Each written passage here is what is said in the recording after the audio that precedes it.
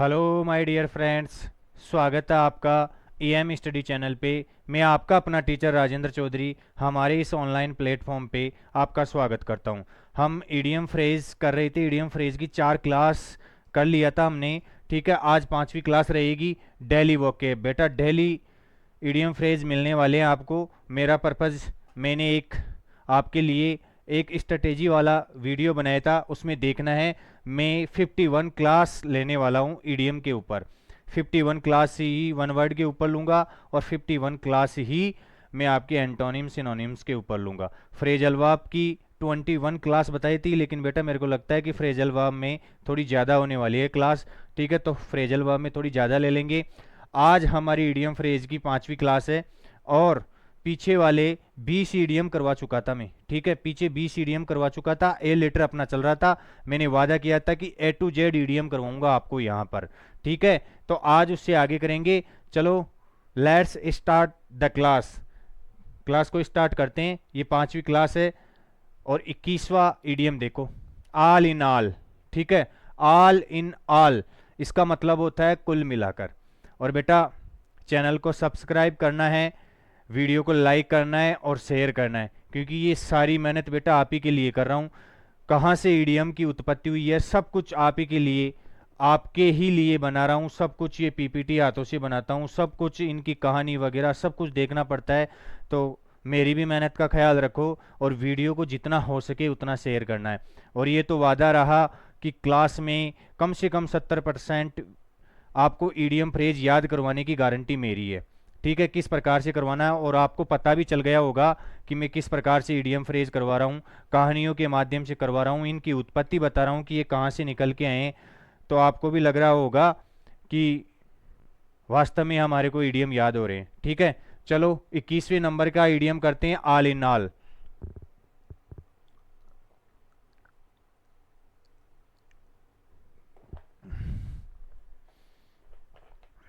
All in all का मतलब होता है कुल मिलाकर।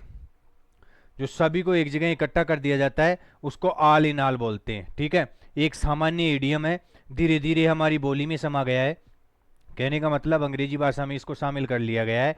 इसकी कोई उत्पत्ति नहीं है कि ये कहाँ से आया है। ऑल इन ऑल का मतलब क्या होता है? कुल मिलाकर सब कुछ। लिख ही देता हूँ मैं, किसी विद्यार्थी को अगर हिंदी में समस्या है तो वो भी लिखते हुए चलना है।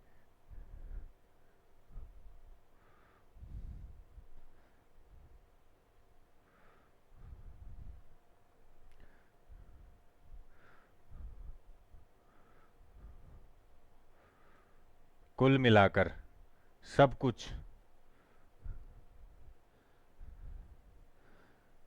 ठीक है, तो इसका मतलब क्या हुआ? Considering all the different parts of the situation together. मतलब किसी समस्या के सारे जितने भी कंसिडरिंग पार्ट है, जितने भी कंसिडरिंग पार्ट है, उनको एक जगह मिलाकर रख दिया जाता है, उसे क्या बोलते हैं?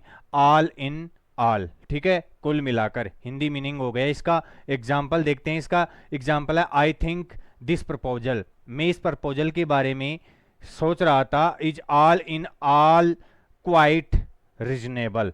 कुल मिलाकर ये क्या है? रिजनेबल है। मैंने इसके बारे में सोचा, इस प्रपोजल के बारे में सोचा, इस प्रस्ताव के बारे में सोचा, तो मेरे को पता चला कि ये क्या है? रिजनेबल है, तर्कसंगत है। ठीक है, इस पे विचार करने के बाद में मेरे को लगा। तो ऑल इन ऑल का मतलब क्या हो गया? कुल मिलाकर सब कुछ। ठीक है, considering all the different parts of the situation together. किसी सिचुएशन के सभी हिस्सों को मिला दिया जाता है, एक जगह रख दिया जाता है। इसका मतलब सबको एक जगह इकट्ठा कर दिया, सब कुछ आ गया उसमें, कुल मिलाकर सबको शामिल कर लिया। आगे देखो, एक्लीस हील। ये अच्छा ईडीएम है और ये क्लास में ही याद हो जाएगा आपको, क्लास में ही याद हो जाएगा। एक्लीस और हील का मतलब होता है बेटा एडी। हील का मतलब क्या होता है? एडी। एकिलीस की एडी। अब याद कैसे होगा? देखो, ग्रीस में एक राजा हुआ था। प्राचीन समय में क्या था? ग्रीस में एक राजा हुआ था। उस राजा की माँ ने देवताओं की बहुत ज्यादा भक्ति की। ठीक है, देवताओं को मानती थी वो। तो देवताओं ने उसको एक नदी के बारे में बताया। ठीक है, और उसके पुत्र का नाम था एकिलीस। उसके एक पुत्र प्राप्त हुआ। पुत्र प्राप्त होने के बाद में उसने देवताओं की भक्ति की। देवताओं ने उसको एक नदी के बारे में बताया। और बोला कि उस नदी में इस पुत्र को नहला लेना, ये अमर हो जाएगा। ठीक है, उस नदी में नहाने से ही वो पुत्र अमर हो जाएगा। तो उस एक्किलीस की माँ ने क्या किया, उस एक्किलीस को एडी के द्वारा पकड़ लिया। ठीक है, एडी के द्वारा पकड़ के उस नदी में डुबो दिया। उस नदी में डुबोने से बेटा पूरा वो अमर हो गया, लेकिन वो एडी उस पानी में नहीं डूब पाई क्योंकि पकड़ रखी थी एडी ने। एडी को उसकी माँ ने पकड़ रखा था, इसीलिए वो नदी में नहीं डूब पाई और वह एडी उसकी क्या हो गई, कमजोर पहलू रह गई। और फिर आगे चल के एक युद्ध होता है, उस युद्ध में वह अकिलीस एडी में एरो लगने से, एरो, ठीक है, एरो लगने से, बाण लगने से खत्म हो जाता है, मर जाता है बेटा वहां पे। अगर उसकी माँ उस एडी को नहीं पकड़ती, उस एडी को नहीं पकड़ती तो शायद वो पूरा अमर हो जाता, उस युद्ध में मारा नहीं जाता। लेकिन भगवान को भी यही मंजूर था कि उसकी माँ ने उसकी एडी को पकड़ रखा था और उस नदी में उसको डुबो दिया। नदी में डुबोने से वो एडी उसका कमजोर पहलू रह गई बेटा। पूरा शरीर वज्र का हो चुका था लेकिन एडी कमजोर रह गई। वहीं से ये इडियम निकल के आया एक्किलीस हील। इसका मतलब एक्किलीस की एडी, ए पर्सन ग्रेटेस्ट वीकनेस, किसी आदमी की सबसे बड़ी कमजोरी।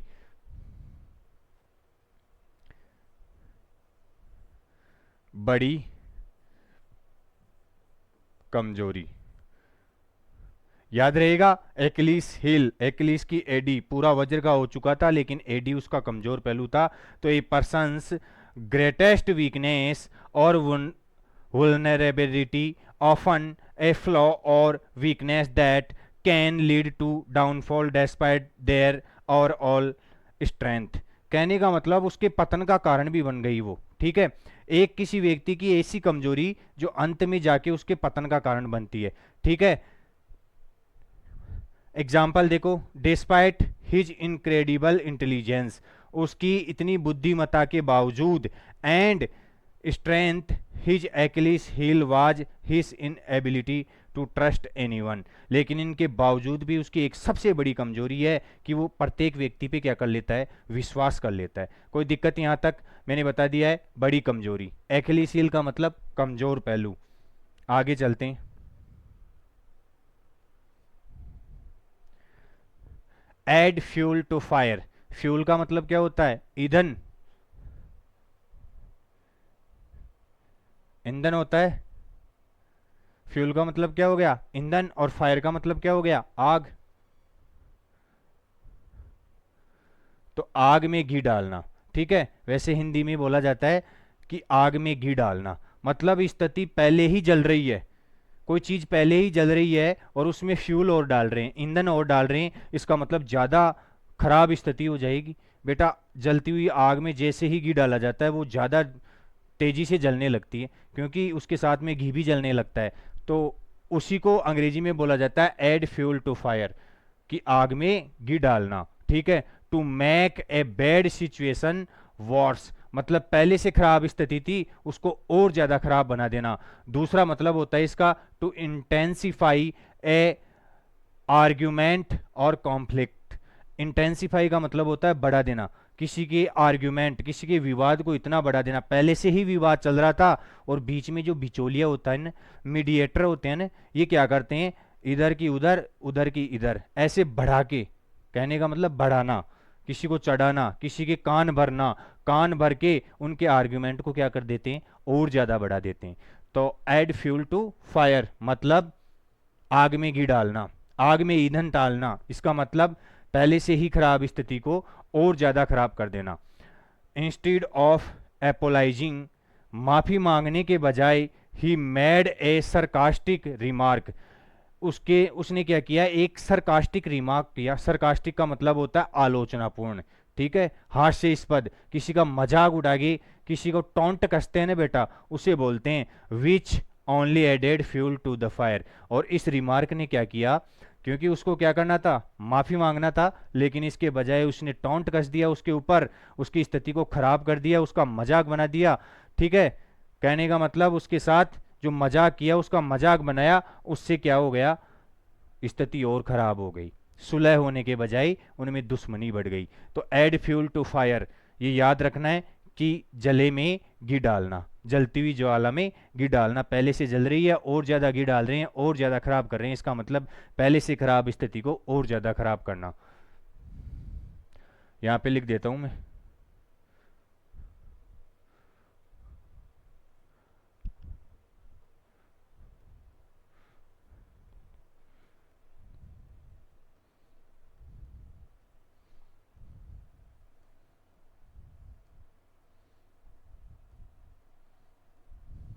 पहले से खराब स्थिति को और खराब कर देना। A leap in the dark, dark का मतलब क्या होता है? अंधेरा, और लीप का मतलब होता है छलांग लगाना। लीप का मतलब क्या होता है? इधर लिख रहा हूं,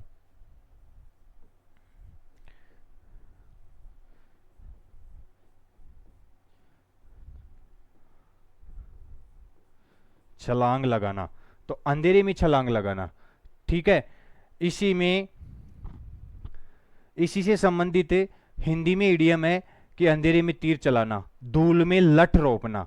ठीक है, ये दोनों इसी से संबंधित है, जबकि अंग्रेजी में होता है a leap in the dark, मतलब अंधेरे में छलांग लगाना। लीप का मतलब क्या हो गया? छलांग लगाना। इसका मतलब क्या हो सकता है? आपके सामने पूरा अंधेरा है और आप छलांग लगा रहे हो, तो आपको थोड़ी पता है आगे क्या है, सिचुएशन कैसी है। ठीक है, हम तो एक अनुमान लगा के, अनुमान के आधार पर ही छलांग लगा रहे कि जो होगा देखा जाएगा। ठीक है, आगे कोई भी समस्या है उससे निपट लेंगे। तो अंधेरे में छलांग लगाने का मतलब हो गया doing something without knowing that consequences और हैविंग एनी आइडिया, मतलब ऐसा काम करना जिसका कोई अपने को पता ही नहीं है और कोई विचार ही नहीं है उसके बारे में। ठीक है, मतलब बिना सोचे समझे कोई काम करना। Taking risk where the outcomes is completely unknown और अनसर्टेन। ठीक है, कोई चीज की रिस्क लेना, उसमें पता ही नहीं है, अनजान है उससे, और अनसर्टेन अनिश्चित है, ऐसी चीज। ठीक है, तो आपको कुल मिला के क्या लिखना है? अनिश्चित, अनिश्चित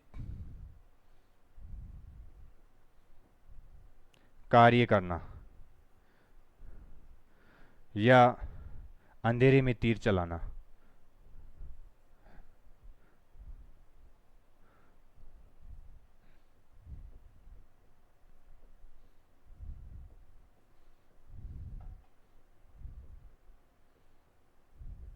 अंधेरे में तीर चलाना। ठीक है, कोई विचार ही नहीं है, कोई आइडिया ही नहीं है कि आगे क्या होने वाला है, लेकिन हम तो क्या कर रहे हैं? अंधेरे में छलांग लगा रहे हैं केवल। अब एग्जाम्पल देखो, starting a new business without any market research, बिना मार्केट रिसर्च के कोई भी अगर बिजनेस स्टार्ट करते हैं, फेल्ट लाइक, ये किसकी तरह प्रतीत होता है? A leap in the dark, कि अंधेरे में छलांग लगा रहे हैं। अब बेटा किसी को मार्केट के बारे में पता ही नहीं है, मार्केट में क्या चल रहा है क्या नहीं चल रहा है, और नया बिजनेस खोल रहे हैं। ठीक है, क्या पता मार्केट को, मार्केट की डिमांड क्या है और हम किस चीज़ का बिजनेस करना चाह रहे हैं। तो ये क्या हो गया? एक तरीके से अंधेरे में छलांग लगाना हो गया। ठीक है, मार्केट का पता ही नहीं है और काम कर रहे हैं, आगे का कोई पता ही नहीं है क्या होने वाला है क्या नहीं होने वाला है, किस प्रकार से सिचुएशन चल रही है, और फिर हम नया बिजनेस स्टार्ट कर रहे हैं। इसका मतलब अंधेरे में छलांग लगा रहे हैं। कहने का मतलब अनिश्चित कार्य करना। कोई दिक्कत, कोई समस्या? A leap in the dark, add fuel to fire, ये दोनों याद हो जाने चाहिए, इनमें कोई दिक्कत नहीं होनी चाहिए। आगे देखो, N arm chair job, arm chair job आपके पास, अब इसकी कोई उत्पत्ति नहीं है, ये एक कॉमन इडियम है बेटा, जो धीरे धीरे हमारे अंग्रेजी में शामिल हो गया है। किस प्रकार से? आर्म चेयर जॉब, आपके पास एक ऐसी जॉब है, केवल आप कुर्सी पे बैठे रहते हो और दूसरों को ऑर्डर देते रहते हो कि भाई ये काम कर, ये काम कर, ये काम कर, क्योंकि आपने मेहनत कर ली है, आपने ऐसी जॉब प्राप्त कर ली है कि कुर्सी पे बैठे रहने का काम है। तो कैसी जॉब हो गई? आसान जॉब हो गई, आसान कार्य हो गया। ए जॉब दैट इज इजी और कंफर्टेबल, ऐसी नौकरी जो इजी, आसान है और कंफर्टेबल है, and require little physical effort, उसमें आपको शारीरिक मेहनत करने की जरूरत ही नहीं है, आप तो केवल बैठे बैठे ऑर्डर दे सकते हो। ठीक है, कुर्सी पे बैठे रहो और ऑर्डर देना है, फिजिकल एफर्ट लगाने की जरूरत ही नहीं है। और एक्टिव इन्वॉल्वमेंट, और बिल्कुल भी एक्टिव नहीं होना है आपको, उसमें कोई भी भागीदारी नहीं रहेगी आपकी, आप तो केवल कुर्सी पे बैठे बैठे ऑर्डर दोगे। इसका मतलब आसान जॉब हो गई, आसान कार्य हो गया। एग्जाम्पल देखते हैं, some people think being a senior manager is just an, कुछ लोग सोचते हैं कि सीनियर मैनेजर होना क्या है, आर्म चेयर जो एक आसान नौकरी है, but there's a lot of strategic thinking involve. लेकिन इनके अलावा इनमें बहुत सारी जिम्मेदारियां वगैरह शामिल होते हैं। कुछ लोग सोचते हैं कि सीनियर मैनेजर होना एक आर्म चेयर जॉब है, इसका मतलब आसान नौकरी है, लेकिन बेटा करने वाले को ही पता है कि वो कैसी नौकरी है। कोई दिक्कत? आर्म चेयर जॉब का मतलब आप चेयर पे बैठे बैठे काम कर रहे हो, लोगों को ऑर्डर दे रहे हो, इसका मतलब आपका काम आसान है, आप केवल ऑर्डर दे सकते हो। An axe to grind, an axe to grind. अब इस ईडियम की भी मैं आपको उत्पत्ति बताता हूं। ग्रीस में क्या था? ग्रीस में एक लड़का था, उस लड़के को अपने खेत जोतने के लिए हल की जरूरत थी बेटा, और उसके पास पास हथौड़ा था। ठीक है, उसको हल की जरूरत थी लेकिन उसके पास हथौड़ा था।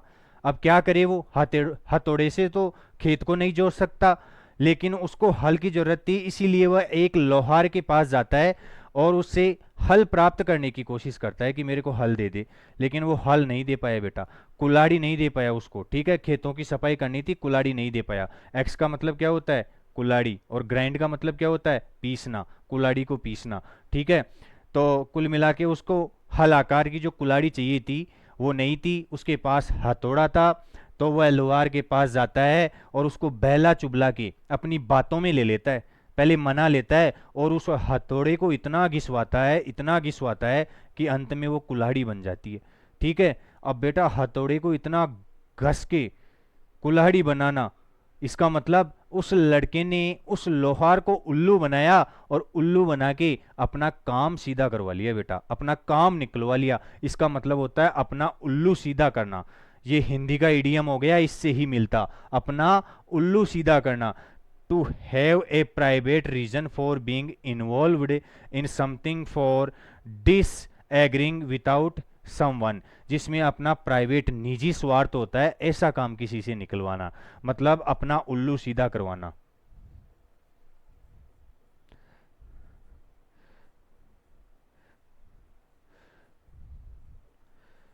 अपना उल्लू सीधा करना मतलब अपना खुद का निजी स्वार्थ उसमें शामिल हो, ऐसा काम किसी से करवा लेना। लोहार को पागल बनवा के, एक हथौड़े को घिसवा के क्या बना लिया? एक्स बना लिया।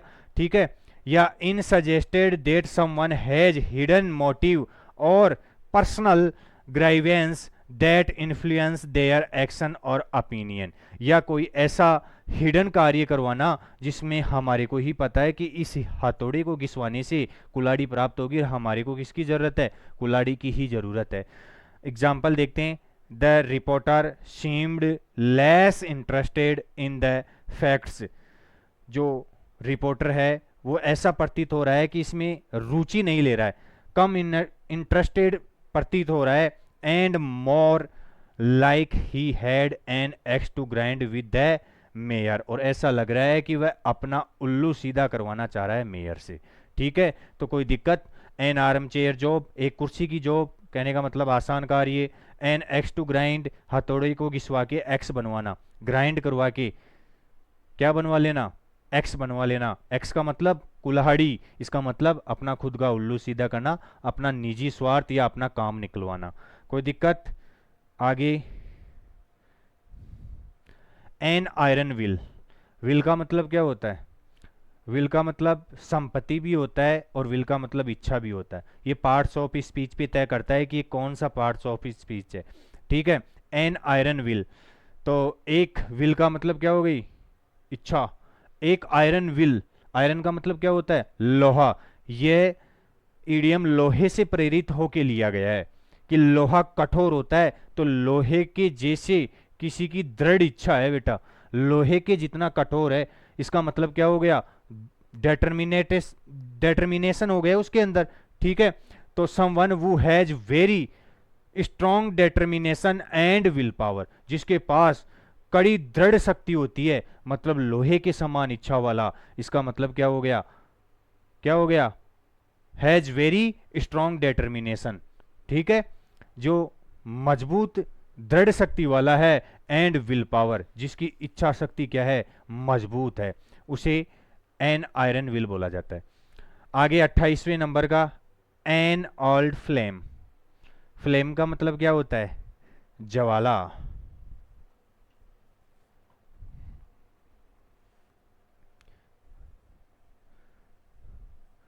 फ्लेम का मतलब क्या हो गया? ज्वाला। एन ओल्ड फ्लेम, इसका मतलब होता है एक फॉर्मर रोमांटिक पार्टनर, मतलब प्रेमी।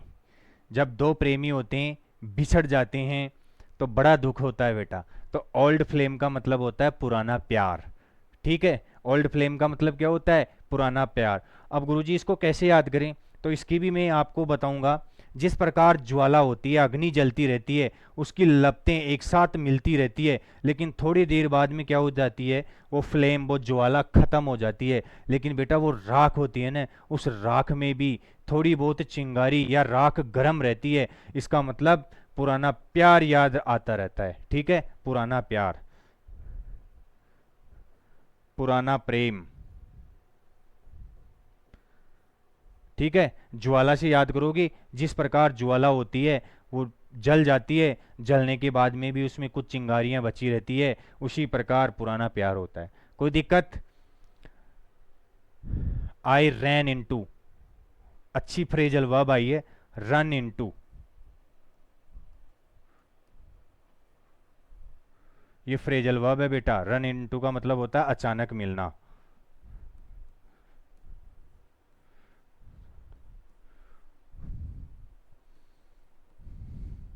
अचानक मिलना।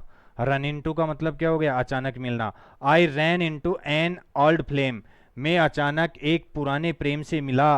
Eight the grocery store last week, पिछले हफ्ते ग्रोसरी स्टोर पे अपने पुराने प्यार से मिला। अचानक उससे मुलाकात हो गई। ठीक है, और बेटा एक्स कभी पीछा छोड़ने वाली नहीं है, क्योंकि एक्स को एसएससी में भी पढ़ना पड़ता है। मैथमेटिक्स पढ़ रहे हो तो एक्स को पढ़ना पड़ेगा। ठीक है, तो कभी भूलना नहीं है एक्स को। एक्स हमेशा याद आती रहती है, और प्रैक्टिकल सब्जेक्ट में भी आती रहती है। और आज से उसके लिए कौन सा शब्द उपयोग में लेंगे? N old flame. N old flame, एक बार दोबारा से मेरे साथ दोहराओगे? N old flame. आज की आखिरी स्लाइड, एससी चेंज। ये ये जो ईडियम है, ये विलियम शेक्सपियर के एक ड्रामा से आए हैं। ठीक है, उस ड्रामा में क्या होता है, हालांकि उस ड्रामा का नाम तो पता नहीं मेरे को, लेकिन उसी से निकल के आया है ये। उसमें क्या होता है कि एक राजा समुंदर के बीच में जाता है, और वो राजा समुंदर में डूब जाता है। और डूबने के बाद में जब निकलता है तो पूरा मोतियों, मतलब मोतियों की तरह बन के निकलता है। एक तरीके से पूरा शरीर उसका मोतियों में परिवर्तन हो जाता है। तो क्या हो गया बेटा? राजा था, मनुष्य था, और मोती बन गया। बहुत बड़ा बदलाव हो गया। तो एस सी चेंज का मतलब क्या होता है? सी का मतलब समुंदर, चेंज का मतलब परिवर्तन, मतलब बहुत बड़ा परिवर्तन। राजा से क्या बन गया? मोती बन गया। इसका मतलब बहुत बड़ा परिवर्तन हो गया। याद रखोगे, एसी चेंज, इसका मतलब बहुत बड़ा परिवर्तन। It implies a major alteration in attitude, course of action और पर्सपेक्टिव। ठीक है, कहने का मतलब अपने एटीट्यूड में, अपने एक्शन में और अपने पर्सपेक्टिव में मेजर अल्ट्रेशन। अल्ट्रेशन का मतलब भी परिवर्तन ही होता है। ठीक है, अल्टर शब्द है, जैसे अपन बोलते हैं ना, मेरे को इसकी अल्टरनेट चाहिए। अल्टरनेट का मतलब इसका दूसरा परिवर्तित रूप चाहिए मेरे को। ये बताऊंगा मैं आपको रूट वर्ड में, जब एंटोनिम सिनोनिम्स करवाऊंगा तब बताऊंगा। और दूसरी बात, जब वन वर्ड करवाऊंगा तब भी इनकी एप्लीकेशंस और रूट वर्ड्स सब कुछ बताऊंगा आपको। तो सी चेंज का मतलब क्या हो गया? राजा समुद्र में गया, और समुद्र में जाने के बाद में क्या बन गया? मोती बन गया। इसका मतलब राजा से मोती बनना बहुत बड़ा परिवर्तन हो गया। याद रखना इस तरीके से। Moving from small town to bustling metropolis, मतलब एक छोटे कस्बे से एक बड़े शहर में। मेट्रोपोलिस का मतलब होता है बड़ा शहर, कस्बा। एक बड़े कस्बे में, बसलिंग का मतलब होता है शोर शराबे वाले, मतलब एक छोटे से गांव से एक शोर शराबे वाले बड़े कस्बे में जाना। Was a sea change for her, उसके लिए एक बहुत बड़ा परिवर्तन था। परिवर्तन, बड़ा परिवर्तन,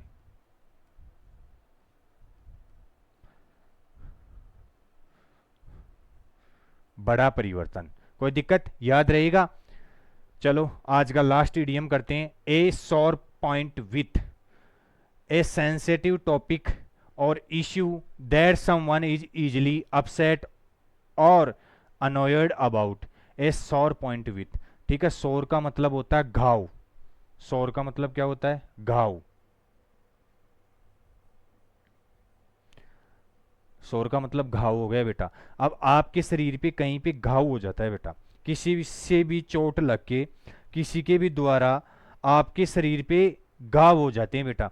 अब वो घाव आपके लिए मतलब कंफर्टेबल स्थिति महसूस करवाएंगे या अनकंफर्टेबल स्थिति महसूस करवाएंगे।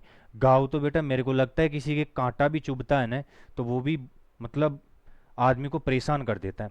तो घाव तो बहुत बड़ी चीज हो गई बेटा। सोर पॉइंट विथ मतलब ऐसा घाव का पॉइंट, अपनी बॉडी पे एक ऐसा घाव का पॉइंट है जो हमारे को लगातार क्या कर रहा है, सेंसिटिव टॉपिक, एक सेंसिटिव टॉपिक और issue that someone easily upset, जो किसी को क्या कर देता है, अपसेट कर देता है, अनॉयड कर देता है। इसके बारे में मतलब बार बार हम उस घाव के बारे में सोचते रहते हैं कि कैसे भी मेरा ये घाव मिट जाए, ठीक है, तो मेरी ये समस्या खत्म हो जाए। हम बेचैन रहते हैं, ठीक है, अपसेट रहते हैं, हमेशा दुखी रहते हैं उसको सोच सोच के कि ये घाव कैसे मिटेगा, कैसे मिटेगा।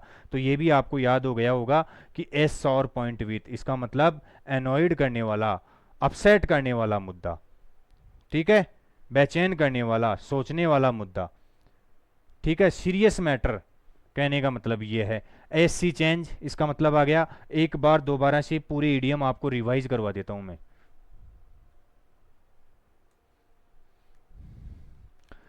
आल इन ऑल मतलब सब कुछ मिलाकर, आल इन ऑल सब कुछ मिलाकर, एक बार और रिपीट कर रहा हूं, आल इन ऑल सब कुछ मिलाकर, कुछ भी छूटने वाला नहीं है। एक्लिस हिल मां नदी में डुबोती है लेकिन एडी को पकड़े रहती है, क्या रह गई उसकी, कमजोर रह गई एडी, इसका मतलब कमजोर पहलू। कोई दिक्कत।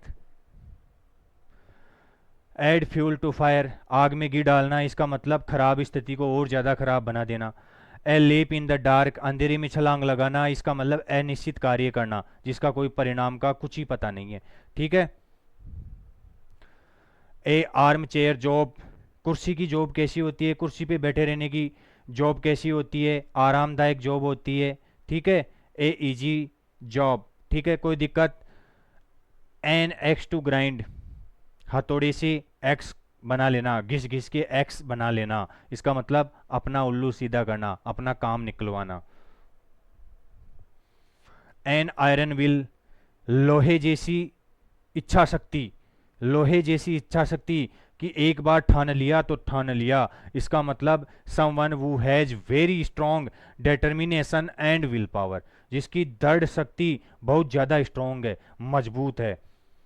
एन ओल्ड फ्लेम, पुराना प्यार, जैसे ही ज्वाला को देखो तो तुरंत याद आ जाना चाहिए कि पुराना प्यार, ठीक है।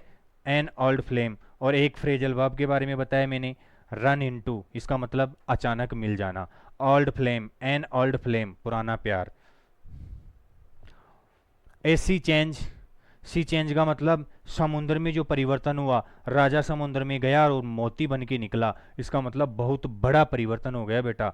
और ए सॉर पॉइंट विथ, एक ऐसा घाव जो हमेशा हमारे को क्या कर रहा है, परेशान कर रहा है, अनॉयड कर रहा है, अपसेट कर रहा है, इसको याद रखना। ये आज के 10 ईडियम फ्रेज हो गए अपने, ठीक है। इसी प्रकार से अब मैं सोच रहा हूँ कि आपको 10 के बजाय रोज 20 ईडियम फ्रेज करवाऊँ, क्योंकि बेटा 51 क्लास में इस तरीके से करेंगे तो मेरे को लग रहा है कि आपके 2,500 के समथिंग ईडीएम होंगे, 2 और 2,500 के बीच में होंगे बेटा, या तो 2200 हो जाए या 2300 हो जाए, ठीक है, एग्जैक्ट पता नहीं है लेकिन 2-2,500 के समथिंग तो होंगे। तो इसमें ज़्यादा क्लास लगने वाली है अपनी, तो मैं सोच रहा हूँ कि इनको दोगुना कर दूँ, ठीक है। थोड़ा समय बढ़ने वाला है, मेहनत आपको करनी है, ठीक है। एक दिन के 20 ईडीएम करेंगे, कल से आपको वीडियो लंबा प्राप्त होगा, तो केवल धैर्य से देखना है और प्रत्येक ईडीएम की कहानी को सुनना है ध्यान से, क्योंकि बेटा 60 से 70% क्लास में ही याद करवाने की गारंटी ली थी, तो करवा के छोड़ूंगा, मेरे पे विश्वास रखना है। एक भी, और ये तो A to Z है बेटा, एक भी ईडीएम इनसे बाहर नहीं जाएगा। तो आज को अपनी वार्ता को यहीं विराम देते हैं, इससे आगे आगे वाली क्लास में करेंगे। That's all for today, thank you.